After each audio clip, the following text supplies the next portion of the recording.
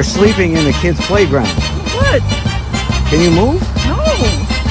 Wait.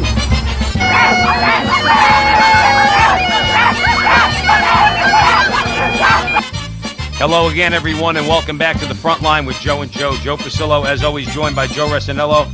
And once more, dear brothers and sisters, let us go into the breach. Joe Resinello. It's like I don't even know where to start. Okay.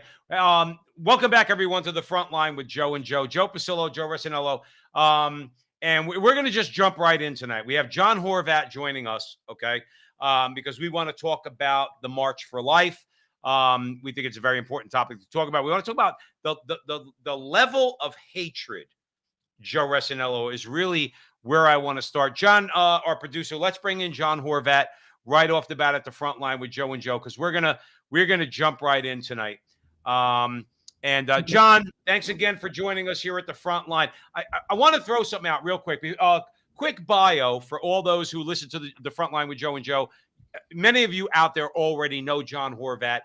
Those of you who listen to us have seen John with us on the show. Most importantly, in his bio, we recommend his book, Return to Order. If you want to know how we got here, I mean, the title of the book tells you all you need to know, because we are a completely disordered society. And that intro that our producer just showed, I mean, John Horvat, let me ask you a question. Welcome back, brother, by the way. Thank you for coming on to the show. Yeah, thanks a lot, John. Yeah, great to be on. Always great to be on. No problem. John, let me ask you a question. I'm a movie guy, okay? Mm-hmm. Did you ever see John Huston's The Bible? Do you remember that long, epic movie? The Bible came out in like the 1950s, the 1960s. You ever see that? No, I never did. I never did see that particular one. Well, let me put it like this here, and then we'll jump into our conversation. Right. In the scene in the movie where Sodom and Gomorrah is about to get trounced by God, okay? You see these people, and they want, we know from Scripture, they want the angels to come out, okay, because they want to have relations with them and all that. And we say to ourselves when watching the movie, well, people couldn't have been that crazy, could they? And then we watch the clip of our introduction tonight at the front line with Joe and Joe, with women in Poland barking at TFP guys who are praying the rosary. And you say to yourself, well, yeah, actually people can be that insane. And the woman, guy, whatever it is, walking in Miami, that's where we've gotten to. It's not only insanity, but it's also the level of anger and hatred coming from the other side. And that's why we wanted to have you on, because you've asked a question recently in one of your articles, which is, where is all the hatred and anger coming from? With that, I'm going to throw it over to Joe Resinello, and we'll get the conversation started. Okay. Now, we're going to be talking about the March for Life, particularly around why do so many people hate the March for Life. We just spoke with the folks out in San Francisco. Their march is the 21st. We talked to the two organizers. It's not as big as the Washington March, which is going to happen this week as well on January 20th, which is Friday. I guess a good place to start is, doesn't the recent Supreme Court victory make the March for Life superfluous? Break it down for us. No, definitely not. I mean, it's still, as everyone knows, it's not. It hasn't finished with abortion in the United States. The march is only irrelevant when there is no more abortion. That's the bottom line. And if we become complacent and say, well, no, we could slack off now that Roe v. Wade is over, we're doomed to fail. We're doomed to fail. So I think we need to keep on marching, and that's the key word, marching, because I think that's what they hate so much about the March for Life. Not so much the life part, but the march part, because marching is something of the church militant. It's something energetic. It's something that really gets that energizes, and that's what I think why they hate it so much. John, let me ask you this. John Horvat is joining us here at the front line with Joe and Joe. John, you know history, okay? That's why we love having you on, okay? So let's talk about the word march for a second. The long march through the institutions, okay? The women's march, the march for civil rights. which is no problem with us, but that was obviously co-opted by the left, okay, and made a leftist political cause, okay? They love to use the word march. But when we use it, when we march to protect or to call for legislation that protects the lives of innocent human beings from being deliberately murdered in the womb, they, like that clip, like the one I'm talking about from the movie, they blow a gasket. The women in Poland start barking at you because you're actually marching, I would say, for a real cause. Talk about that. Talk about the word itself and how the left uses it in abundance. Yeah, definitely the left uses it all the time because it is a highly symbolic word. It means people coming together in sync toward a specific goal. So I mean, it really gives that idea of unity, of purpose, of meaning, and there's a certain nobility that's attached to the word march because you're doing something that's beyond just my own interest. I'm doing it for a cause. In our case, it's a noble cause. In their case, it's an ignoble cause. But nonetheless, it does push the person beyond himself and says, "Well, I'm doing something beyond my own self-interest. I'm doing it for some perceived good." In their case. Well, that's the thing too. I mean, if you are an individual getting involved in a march, you have to disappear, kind of like your ego has to go on the side because you're involved in something bigger. But like you said, they could talk about all the marches they want, but theirs are, as you said, John Horvat joining us here at the front line with Joe and Joe, ignoble. What are you marching for? You're marching for so-called abortion rights, or as I mentioned about, like, if you want to take it more of like a 20th century view, the long march through the institutions. You think that's a noble thing. Well, when we use it and say, well, we're marching your butts out of the institutions, well, guess what? We get to use it too. Joe Resinello, where do you want to go? Well, John, over the years, I've gone to the march. I can't go every year because I have very young children. I took my daughter when she was 1 year old to it. It's clearly a unifying movement. Like, I think it is the event that unifies the whole movement. Talk about that. And why does the left fear it? And I know they fear it because they don't televise it. They're afraid. 500,000 people show up. It's massive. Yeah, they consistently underreport it and never give the statistics or never give the right statistics.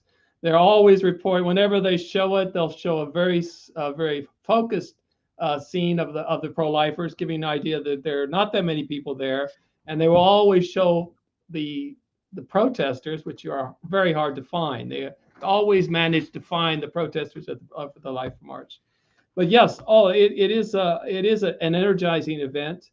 And it only tends to grow. I mean, I've been attending the events since the late 70s. I've seen it grow. Back then it was 30,000. Now we're seeing hundreds of thousands. You're seeing a lot of people who are young people, full of young people, very vibrant, very energetic. I don't think the other side has anything that can compete with that. And I think the thing that really gets them scared is it's very religious. It's a very religious fight. And very Catholic as well. In the beginning, it was very hard to find Catholics. There were it was majority Protestant, and you'd rarely see a bishop, or you see some priests, but barely see a bishop. Now it is overwhelmingly Catholic, and there are a lot of bishops there, and they're following their flocks to the right with the March for Life. So it's definitely has changed, and I think that religious aspect is especially it makes the left hate it and fear it. John, let me ask you this, okay? We've all been. I mentioned movies earlier on. When we were younger, all of us, you, Joe, and I, okay, we saw, or at least we knew about movies like Rebel Without a Cause and movies like that. Always highlighting, well, it's the youth that's going to rebel against their austere and authoritarian parents. John, I'd love for you to comment on my view on this. I think the most austere and authoritarian parents are leftist parents. They will not accept any of their children thinking anything like we're talking about, especially on abortion. Okay. And I think the thing they fear more than anything is that, you know what? Their generation has come and gone. Maybe they had 2 generations. Okay. Mhm. The younger people, and the reason why I think both you guys mentioned it, that the media doesn't want to cover the March for Life is because you see these young people there, and many of them are girls. Yes. Oh, yeah. Yeah. And they're not Yes. 11-year-olds either. Right. They're 17, 18, 19-year-old girls saying, I am the pro-life generation. Yes. Joy Reid and the rest of her horrid crew at MSNBC and the rest of them cannot have that. Mhm. That is not what they want out there. John, please comment on that. Definitely, there is that youth element, that female element. The very people who are supposedly benefit from abortion, they are the ones who are against it, and that enrages them. It's very much. We do a lot of campaigning against abortion, and one of the big things, when they see us, they say you're all men, and nothing enrages them more than some lady coming up or young lady coming up and say I'm with them. I mean, it just really they can't take that.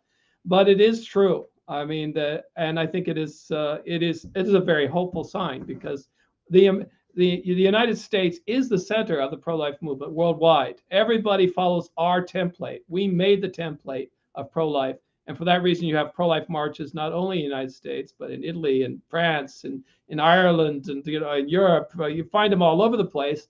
But we are. John, we can't hear you, John. John, we can't hear you.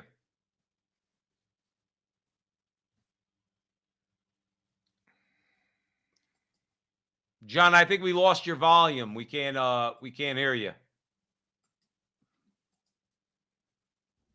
Okay, now you'll hear me. Yeah, we got you. Now we got you. Now we got you. We got you right back, John. I'm sorry, I don't know what happened. No worries. No, you were talking about Europe. happened. I want you to hammer home on that. Yes, Talk about so we are France the and Italy template. and Ireland.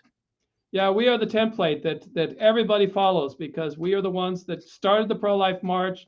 We, the original plan was to let abortion pass and then just sort of let it fade away. There was supposed to be a limited resistance, and then finally everybody accepted, but that didn't happen. And because we resisted, the United States resisted, the whole world resists, and we have that glory. I think that it is something impressive. The unfortunate part, I think, is that America, as it goes, we are also the template for the opposite way. Right. Yeah. We are right there with North Korea. As far as, if anybody out there who thinks that abortion, John, 210 members of the United States House of Representatives just said if a baby's born as a result of a quote unquote botched abortion, the doctor is not required to give that child care. John, I'm sorry. Please don't. Anybody who's in favor of that in America, please don't talk to me about Holocaust. Don't talk to me about brutal dictators. Don't talk to me about injustice. Don't talk to me about slavery. If you can't even get that through your head, now that the baby is quote unquote not part of the woman's body, you still say that baby is not deserving of medical care? So my larger point, John, I love a quick comment on this, is we also set the template on the other side. Definitely. We're polarized, and that polarization is not going away. And I think it is a matter of, who lasts the longest, because that is where we're at. The other side doesn't have the dynamism it had before, but it's still there, and they still are leading the way. The media is still there. The establishment is still there, but the fact that we're still here and so vibrant, despite not having the resources the other side has, I think that's something very important to realize. And I think it indicates that God is on our side, because there's no other way of explaining it. We would not be able to do what we do without that protection of God, and that without the help of God. John, I will say, I'm going to hand it over to Joe. I will say this. We are up against a juggernaut. And you mentioned the media. That's what I'm talking about. Okay. It's very difficult for us to get our voices out there. However, as you just said, nothing is impossible for God. He'll take a little show like Joe and Joe, and he'll throw it out there along with 1,000 other shows. And then all of a sudden, guess what? We have a voice. Why? Because of us? No, because of God. Okay. God is the one who'll get the message out there. I think that what we need to do, and I'm going to hand it over to Joe, we just have to continue to do what you're doing, what TFP's doing, to do what we're doing. The fight's nowhere near over. No, The fact that, remember Churchill after the Battle of Britain? They were like, well, is it the end? He goes, no, it's not the end. It's the end of the beginning. Yes. That's where Roe versus Wade is. That's it's it, the yeah. end of the beginning. Joe Rossinello. John, talk about the future of the march, but also talk about what you guys do, TFP. I know a lot of people probably know who are listening to us, but I'll be honest with you. I think you guys nail it. You inspired me. I do a rosary rally. It was our 2-year anniversary, actually, this month. We use your banners, all men, all over Bergen County, New Jersey. You mix activism with prayer. And I think that you have the right formula. Talk about, again, the future, but also tell everyone what you guys do, because I'm going to be honest with you. I really believe you have that formula. We need both. Well, absolutely. I think the future of the March for Life is, I pray that it will continue as it has. I'm going to be there on Friday. I think the prospects look good. All the buses around our area are full. There are no buses available. So at least in our area, there are a lot of people going. I think people have gotten into the habit of going. It's not going to be an easy habit to take away, but we do need to continue the fight. We always need to emphasize that part, that this is a fight. It's not and it is a fight against evil, and that's what we're up against. It's and that is our emphasis. I mean, our emphasis, the TFP's emphasis, is to say that we are engaged in a fight of good against evil, God against the devil. We have to arm ourselves peacefully and legally accordingly. And a very important part of that is the Fatima message, the rosary, the spiritual life. That is what levels the playing field. Otherwise, it's not possible. So when we do go out, we do a lot of activities. We do studies, we do educational work, but we also do street activism, where we get out on the street and protest against the horrible things that are out there. And this kind of action energizes, it inspires, and I think it puts fear in the other side, because they're not expecting this type of action. And we have dedicated ourselves to doing these types of things because we need to be out there. We need to be there in the public square. We can't just simply not do anything in the face of all this. And I think it has proven to be very effective. Well, the tide, perhaps it's not where we want it to be, but the tide is turning against this culture of death. John Paul II called it. Again, God has been patient for centuries. We know that from Scripture. Just because we live in this time doesn't mean that this fight is going to end while the three of us are still on this earth. Okay, it's a continual fight. I'm glad you mentioned, John, between good and evil. I think the most encouraging thing I've seen, TFP guys, young guys, like teenage guys, high school kids, okay? They're not only fighting for life and getting out there in the streets, they also were down at the Sacred Heart Cathedral in Newark, New Jersey. I met them. I saw Michael Hitchborn up there at Seton Hall. I'm a Seton Hall grad, talking about some of the things going on there and doing all sorts of things. I think ultimately we have to remember what we do is important. Jesus is going to judge us, okay, and say, what did you do? And I think that's the most encouraging thing coming out of what TFP is doing. Everything else is they're just constantly getting out there, and they don't care, and they're speaking boldly for the truth. Well, I would like to note that these young people that are out there, and they like to be out there. They enjoy to be out there. They enjoy the debates. If you don't have a debate during the campaign, they actually get sort of say, well, what's happening? We want to get into the fight, and so it's not something we're forcing people to do. They actually like to do it, and we provide the opportunity, and we find that doesn't only apply to young people, but to older people as well. a lot of people, once they get out on the street and they're protesting, so many people have said, thank you for that opportunity. Thank you for letting us do this. And it's amazing because they do feel that energy. John, tell everybody where they could find you guys, support you guys, and get your book. Okay, they can. You can go to the website www.tfp.org. That's where you have.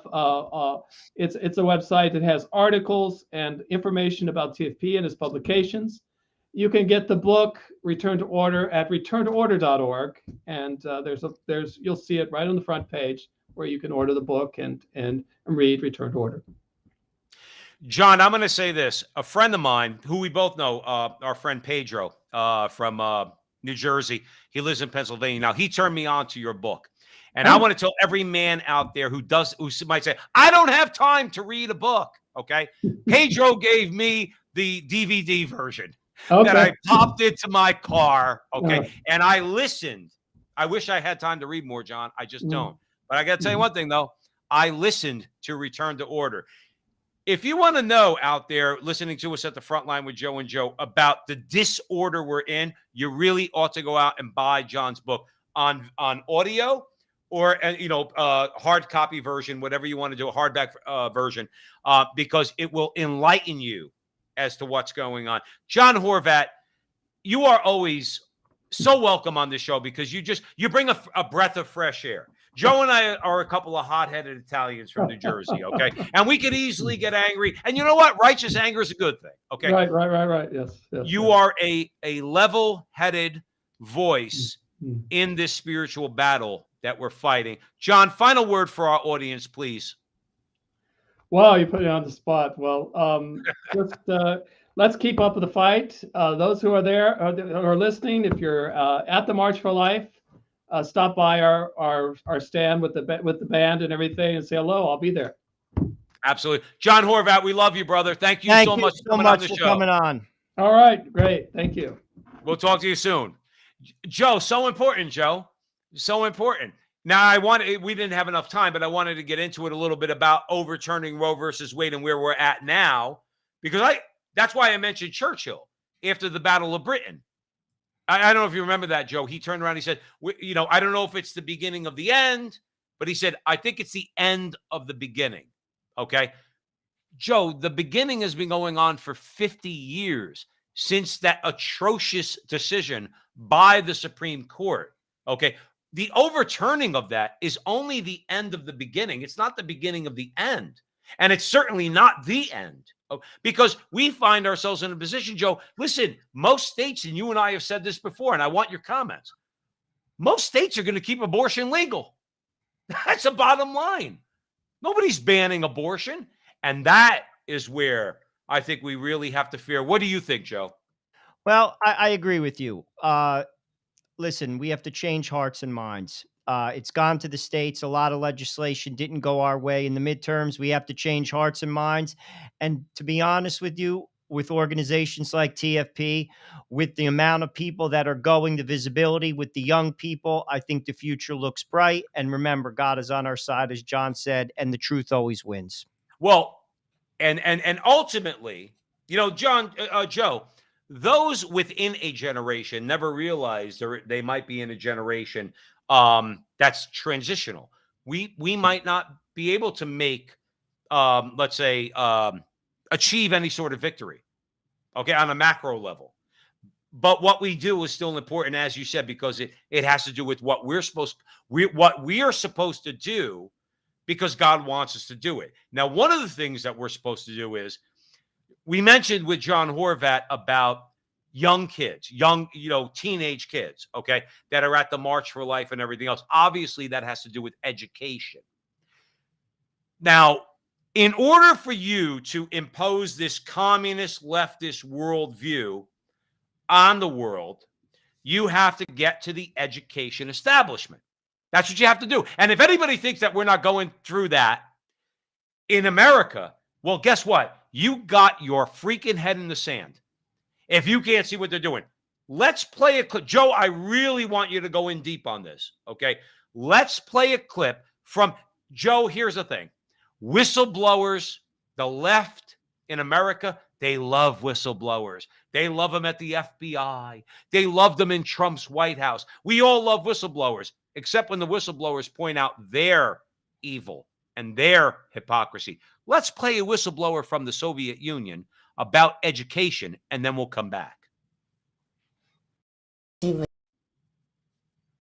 мероприятие in the language of the KGB, or psychological warfare. What it basically means is to change the perception of reality of every American to such an extent that despite of the abundance of information, no one is able to come to sensible conclusions in the interests of defending themselves, their families, their community, and their country.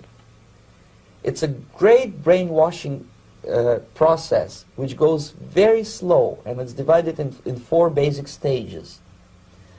The first one being demoralization. It takes from 15 to 20 years to demoralize a nation. Why that many years? Because this is the minimum number of years which requires to educate one generation of students in the country of your enemy, exposed to the ideology of the enemy. In other words, Marxism-Leninism ideology is being pumped into the soft heads of at least 3 generations of American students without being challenged or counterbalanced by the basic values of Americanism, American patriotism. The result you can see. Most of the people who graduated in the 60s, dropouts or half-baked intellectuals, are now occupying the positions of power in the government, civil service, business, mass media, educational system. You are stuck with them. You cannot get rid of them. They are contaminated. They are programmed to think and react to certain stimuli in a certain pattern. You cannot change their mind, even if you expose them to authentic information, even if you prove that white is white and black is black. You still cannot change the basic perception and the logic of behavior. In other words, these people, the process of demoralization is complete and irreversible. Now, you know who knew this, Joe Resinello, and we have experience in our lifetimes, okay, where we don't have to go back and read a book from, talk about an historical event that happened 300 years ago. If you look at Poland in the 1980s, okay, I would just add to what Yuri was saying in that, is to say the infiltration has also taken place in the church. However, people know when they're oppressed. People know when, like in Orwell's 1984, when you have a boot stomping on your face. People know that. What do? They try to get to the next generation through education, okay? Or what they would call, he called it psychological warfare.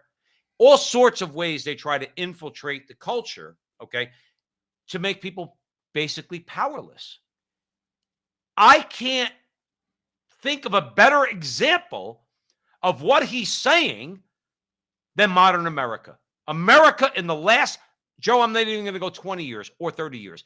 I'm going to say since the end of Obama's second term, we've gone off the rails. I didn't even think it was that bad under Obama, even though I thought it was bad, okay?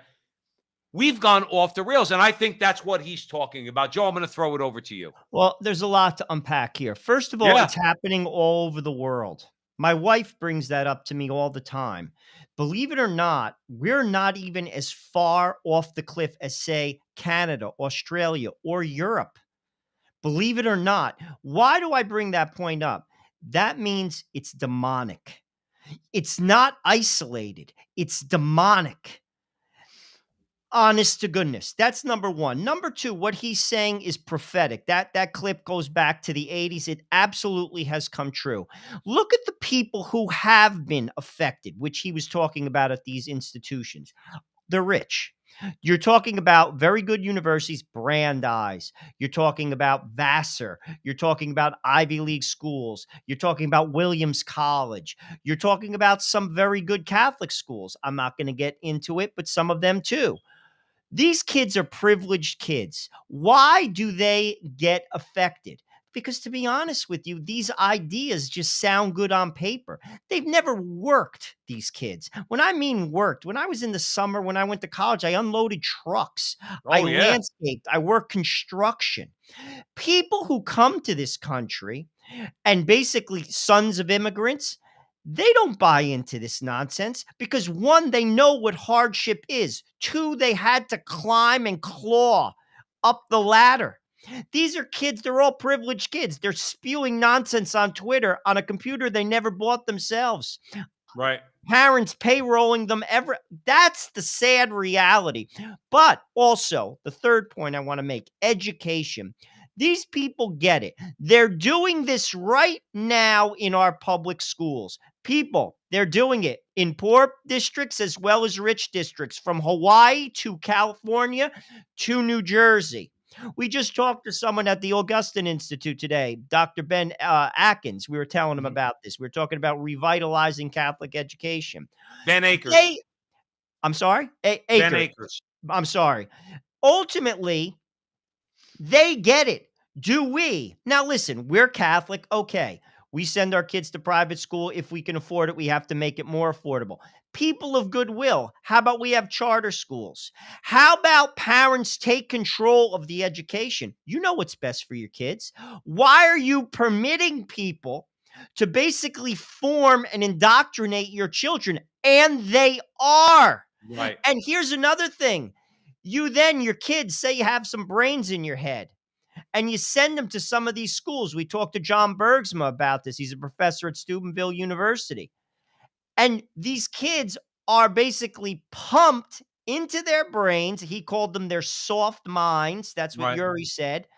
These ideas, they abandon their faith, they abandon their family, and even if they make money, who cares? They Right. lead a life that amounts to nothing in the But end. that, Joe, and that's where it comes back to, and fast forward from Yuri's comments in the 80s till now, that's what the oligarchs want. They want a certain type of citizen, Joe. Remember we played the clip a couple of weeks ago from Giorgia Maloney, okay? Yep. Railing against the New World Order. She said it right. What is a person without roots? T.S. Eliot said it. Where are the roots that clutch? What branches grow from this thorny rubbish? That's what the left wants. Joe, they want rocks. You don't have roots with rocks. If you have roots, you have an identity. You can now, unlike them, who want you to define yourself as an identity that is detached from reality. We identify ourselves as something that is attached to reality. We are made in the image and likeness of God. Okay? We are men. Our wives are women. Our children are boys. Our children are girls. Okay? There's very clear ways we identify ourselves that are attached to reality. The leftist Joe. Remember the movie? I told you this before. Remember in 1984, the movie? No, it's in the book too. Okay. Unfortunately, I wasn't the greatest reader in my life. I read 1984 a long time ago, but I'm a real big fan of the movie. Okay. Where Richard Burton, and you know me, Joe, I'm a big fan of great acting. And Richard Burton was one of the greatest actors of all time. And he's talking to John Hurt, who is another one of the greatest actors of all time. And he holds up his hand, Richard Burton, with that stern, crusty look on crusty face, everything. He says, "How many fingers, Winston?" And Winston says to him at one point, after having inflicted so much pain, okay, he says, "I want to see 5, but I only see 4. And my point, Joe, and I'm going to hand it over to you, they want us to believe things that are not true.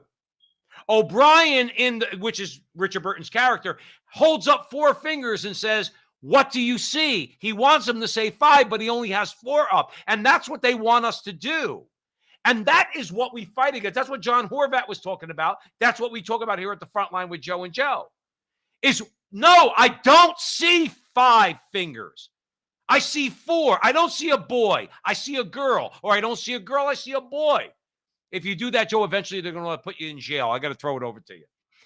We let them do it.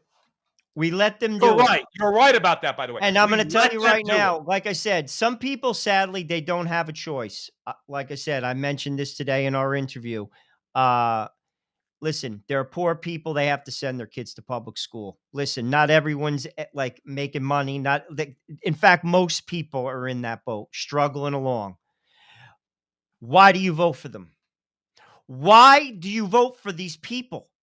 This is not about the kids. It's not about the kids. Every time I hear that, the teachers' unions, when I hear that, I want to vomit. And I am pro-union. I am absolutely pro-union. I am absolutely pro-worker, but I am pro-child. Children come first. Your zip code should not determine your success. Every kid should have an equal shot at it. And that's not the way it goes because of the way our school system is structured. To boot, they are shoving things down your throat that you do not respect, nor do you teach in your home. And you pay taxes and fund it. How do we continue along this road? It's sad. It's sad. It is the greatest example of systematic racism in America. Most of the kids that are caught in these traps in inner cities, St. Louis, Camden, Newark, Memphis, inner city LA, Patterson, are black. And they are trapped. 2, 3 out of 10 kids graduate those high schools. Most of them go to prison. Girls Do you think pregnant they by learn 14. do you think they learn, Joe? Do you think that they learn? I was always taught, even when I was a kid, and let me tell you something, I'm going to say this right now, full disclosure at the front line with Joe and Joe. I was a rebellious kid. Okay. My father told me to read. I wouldn't read. I wanted to go out and play football and baseball and stickball and wiffle ball and all that kind of stuff and hang out on a street corner. But I got what was at least trying to be told to me. There were certain standards and rules and things that you had to do. That's all gone, Joe Rossinello. That's all gone. Now it's just do whatever you want. Just do whatever you want and don't worry about it. And that's exactly what they're teaching in the public schools. Even our parents were not brain surgeons. Your father, my father, your father was a barber. My father was a teamster. Okay. But they knew back in the day, Joe, in the 70s, when you and I went to public grammar school, okay, those schools were still good. Those teachers were good. They taught you, here's my point, my larger point, Joe. They taught you how to think, not what to think. And even someone like me who rebelled against all of it, okay, I came out of it knowing how to think, okay? And that's what the left hates. That's what they hate. They don't want those black kids in the inner city. Joe and I'm going to say this, Joe, and I know I'm digressing and I'm kind of maybe grandstanding a little bit for a second, okay?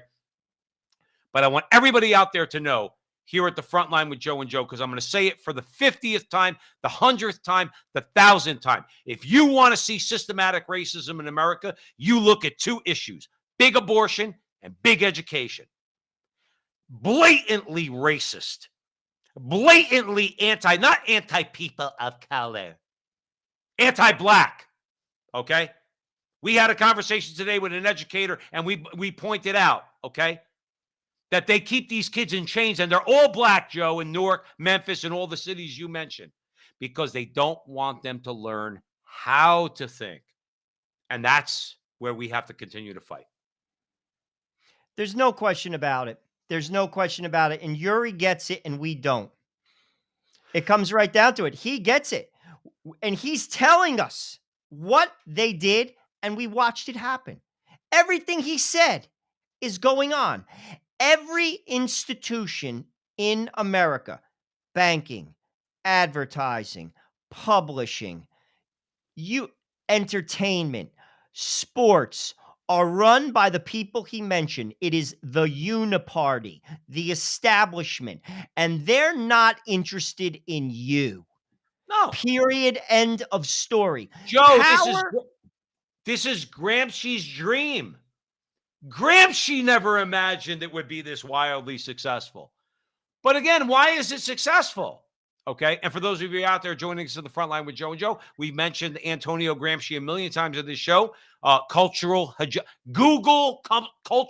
hegemony, long march through the institutions. Rudi Deutsch in Germany, Gramsci in the 1920s. Joe, this has been wildly successful. You mentioned sports. I don't even think Gramsci even thought that far about sports. He was thinking media, church, definitely the church, education. Okay. This whole thing has infiltrated every part of our society.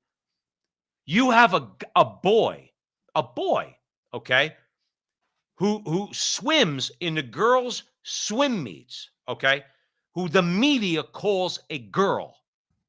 He's a boy, Thompson, okay? Well, for the sake of our audience, we'll call him Leah Thompson. He got crushed competing against boys. The media says he's a girl, and I guess he's a girl, okay? The media says he's a girl, and I guess he's a girl. And we sit there and we do nothing. Now, okay, you want to go to the bizarro world, Joe Resinello? I live in the bizarro world. We do. You know why? Because we live in the. Now, I know people don't like when we talk like this, but we're going to say it anyway. We live in the United States of America in 2023. Okay. If you think you're not living in the bizarro world because you live in the suburbs or whatever the case might be, you think this crap is not affecting you, then you are way off base. Remember something, the left just hasn't gotten to you yet, but they are going to. We're going to play a clip. Joe, this scares me because when I saw this image on this clip, and I'm going to leave it for the audience, okay? I'm thinking, oh, it's a woman, okay, with a woman's voice. She's Asian, whatever. John, play the clip and let's talk about it. Let me throw it over to you by saying this, okay? And I could go on, but I don't want to because I think I've gone on. I've taken enough time from you, Joe Resinello. This guy, because that's who this is. This is a guy, okay, who thinks he's a woman, or is at least pretending to be a woman. That is the ugliness of humanity. You see, he talks about social inclusion, okay? Do you include me? I'm a Roman Catholic man. Am I included in your society? Is Joe Resinello? Are his children, his wife? Is my son and my wife, are we included in your inclusive society? We have different views than you. I want to know. Does anybody challenge him and say, well, what views are excluded? Because Joe, listen, he's not there singing Kumbaya with a bunch of Catholics, okay? Because he hates faithful Catholics, that guy who's pretending that he's a woman. And by the way, I'm going to throw this out there too. When the revolution comes, and if they're successful, you see that guy with that dress on? He's the first one with the machine gun in his hand. They're shooting everybody who they disagree with. Joe, I'm throwing it over to you. Couple things. I remember when Miss Universe, when I was in high school, was like someone from like Venezuela won, and she was like and she was a hot chick. And she was Joe, beautiful. she was a hot chick. Is Beautiful. what she was. We've come a long way since the 80s. Now, couple things. That is in New Orleans. That's where the competition was. The people who are cheering for this man, this is in America, in a major city in America. That is disturbing. Oh, yeah. That is a mainstream contest. This isn't some contest that's held in the back of like a bar in the West Village. This is mainstream. That's right. And this is streaming right into your house. And to be honest with you, I have nothing but sorrow and pity for that man. Because to be honest with you, transgender people, their life expectancy is not even that of 40 years old. But they blame you for that, Joe. But that is absolutely incorrect. And go to Johns Hopkins University and talk about it. Talk about the science. The expectation is never met by the surgery. And that's why the suicide rate is what it is. It's never met. It is a sad reality, and we are encouraging this in our public schools. We're trying to mainstream this to our children. That is nothing short of sad, and it is real, and it is on every street from Hawaii to Maine. coming into your house. I watch TV with my kids on the weekend. We'll watch something, say, on like CNN, not CNN, like Oh, yeah, I Turner was gonna say, Network. not CNN. No, like a movie, like Ted Turner's Network or FX or whatever. Dude, the commercials that are coming through. We'll be watching like, I don't know, like Lord of the Rings or watching Right. like Star Wars or something. A commercial will come through. My son will be like, two boys are kissing. That's happened Right. more times in a I'm so commercial. glad you're bringing this up. I'm watching. I listen. If they brought that, they won't broadcast the Passion of the Christ on those stations. But if they did with the commercials, you have to deal with like the National Ad Council with two guys kissing each other with a little, like two, by the way, two black guys kissing each other with the little black kid who they adopted, saying, my family's the same as yours. Dude, and this is, Joe, where you and I draw the line. Sorry, dude. Your family's not the same as mine. And now I want to make it personal for a second, okay? I have a wife who's a female, by the way, okay? She's not transgender, okay? And my wife happens to be Joe's wife's sister. I have a foster child, a foster son. We have a family. We're a man, a woman, and a child, okay? You are not the same as our family if you're two men and a child. You are not the same as our family if you're two women and a child. You are not. Children, and I know a lot of people don't like Joe when we quote the church, okay? But however, we're going to, okay? Children have a right to a mother and a father, not two daddies, not two mommies. Well, let A me break mother- that down because people can misunderstand that. The Go reason ahead, Joe. Go why ahead. they use the flag equal, it's not equal because a man cannot be a mother and a woman cannot be a father. I have 5 children. There are different roles. A man has a role and a woman has a role. By saying it's equal, you're basically saying the ideal, which is a man and a woman, is basically interchangeable with 2 women and 2 men, and that's not accurate That's not because accurate. a man cannot be a mother, and a father and a woman cannot be a father. Right. And each child needs those dynamics to become healthy. And that is reality. Now, I'm not saying, listen, 2 guys, listen, ultimately, they have to be respected. We can't be nasty. We can't discriminate against them, and we shouldn't. But you're not doing the child justice. And there was a reason why judges wouldn't give children to same-sex couples. Not because they're bad people, is because a child needs a mother and a father who is a man and a woman, and the relationships are not equal. They'll never be equal. And Right. by saying they're equal, you are basically hurting the original cell of each society, which is the family. And in Well- turn, you're weakening it. Joe, I want you to comment that's on that why- further, please. Joe, Joe, take it a few minutes more at the front line with Joe and Joe. And remember, follow Joe and I wherever you see us on social media. The front line with Joe and Joe on YouTube, @with Joe and Joe, @with Joe and Joe on Twitter, and also on the CrusadeChannel.com. We always recommend it. Joe, talk about that a little bit more. All right, expand on that. It's like, No, where because have people we think you're lost this? a Why do we hater. lose this debate, Joe? We're not haters. It has nothing to do with that.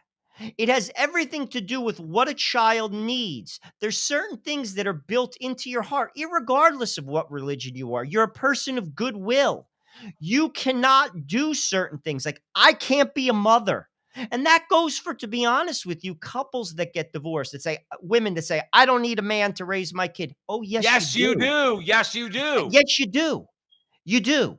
Joe, how And many guys, how many people you grew up with, okay, where us included, okay? People, men, boys have attachments to their mom. They have different attachments to their father. Girls, daughters have an attachment to their mom and have a different attachment to their father. Okay, That's normal and It's- healthy.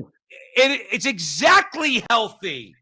Okay, because the mother teaches something and the father teaches something. When you have two men, okay, no, the child is deprived. When you have two women, the child is deprived. I thought it was all about the children. Everything is about the children. Everything we're taught is about the children. Well, if you're really concerned about the children and you want to look at sociology, not religion, okay, sociology and anthropology, okay, what you realize is that no, the most healthy people, men or women, are raised by men and women. And they want to deny that. And it's like, at one point, do we just say, I'm sorry, we're not going to accept that in our society?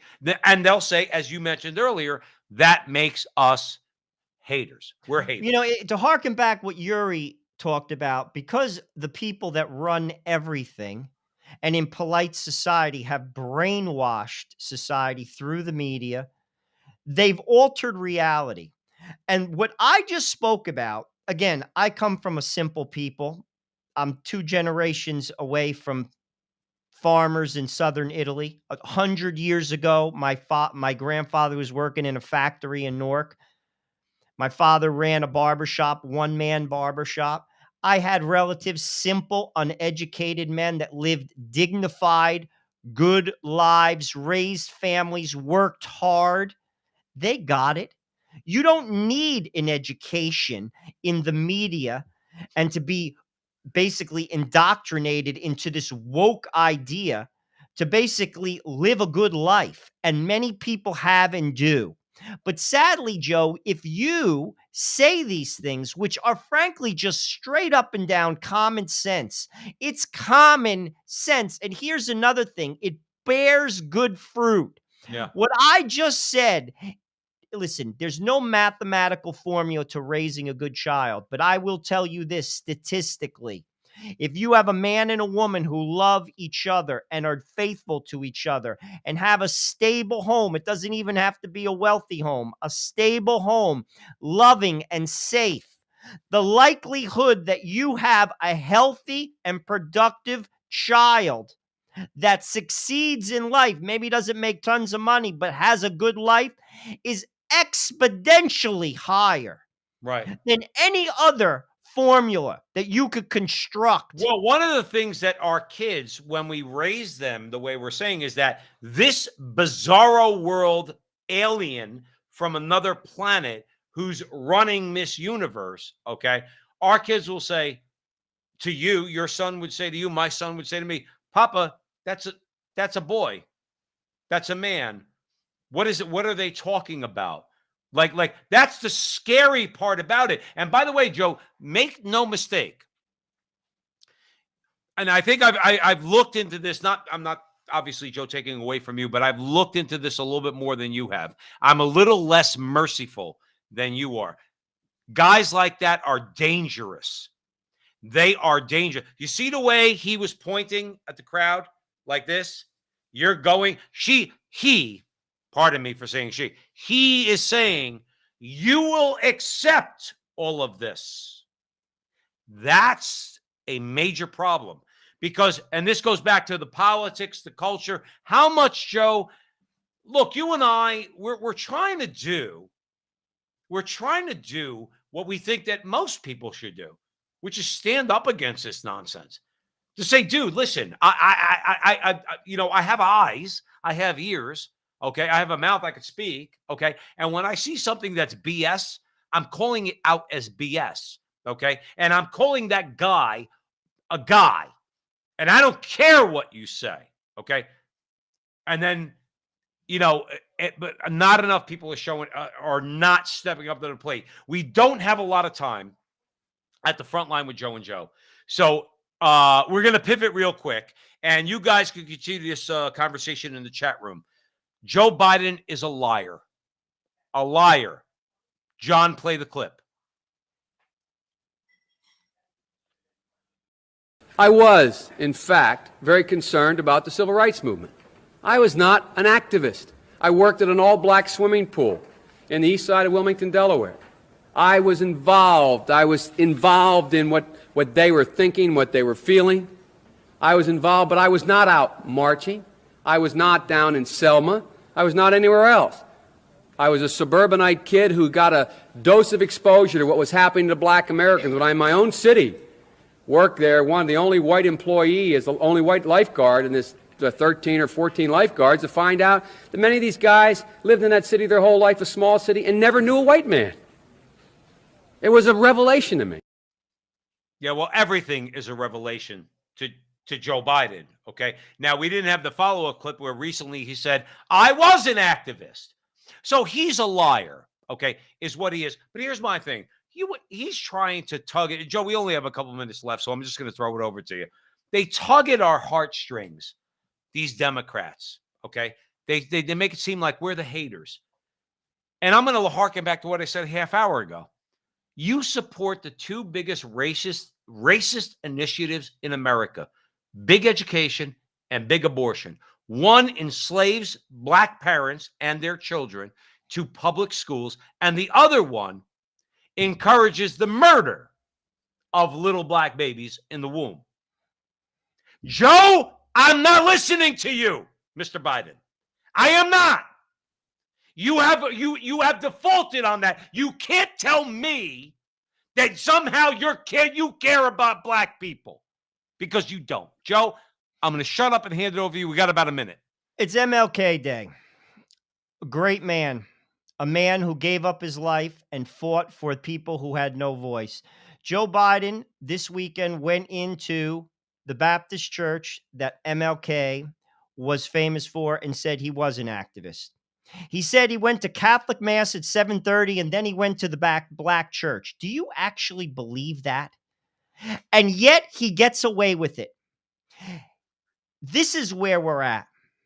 It is sad. By the way, that lie about him being an activist was debunked in the past, and he just did it again. He keeps doing it over and over again. And no one cares. And no one cares. If you think that America is somehow going to get out of this funk by supporting people like that, and listen, the Republicans aren't too much better. And that's why you should read John Horvat's book, Return to Order. We need hero leadership. That's right. Hero leadership is a chapter in that book. We're never going to get out. We need people with character. We don't have it. We need people with a foundation, and we don't have it. We need people that come from stable homes and good families with one man and one woman who are faithful to each other from death, from marriage till death. And that's how we build a strong nation. Until then, you get lies and you'll get liars. And Joe Biden is a liar. He is. And he always has been, from the time he tried to convince people that I graduated in the top 10% of my law school class. Joe, you're not going to hear it from the media. You're going to hear it from us. There's a lot of voices out there. A lot of voices that point out the lies. The Frontline with Joe and Joe. We do it in our own small way, but we ask you to support us at the Frontline with Joe and Joe on YouTube and at with Joe and Joe on Twitter. Please follow us there. TheCrusadeChannel.com, Mike Church's channel. Okay, get on there, subscribe. All right, great lineup, Mike Church, and all the people out there, Joe, that are shedding the light of truth. And you want to know what? Our job is to just do what God wants us to do, which is dispel the lies and speak the truth and let him do it what he wants. And eventually he's going to win. And that's the bottom line. Joe, we got to go. Thank you all out there for joining us at the Frontline with Joe and Joe. And remember, until the next time, that our conversation is your conversation, and that conversation is going on everywhere.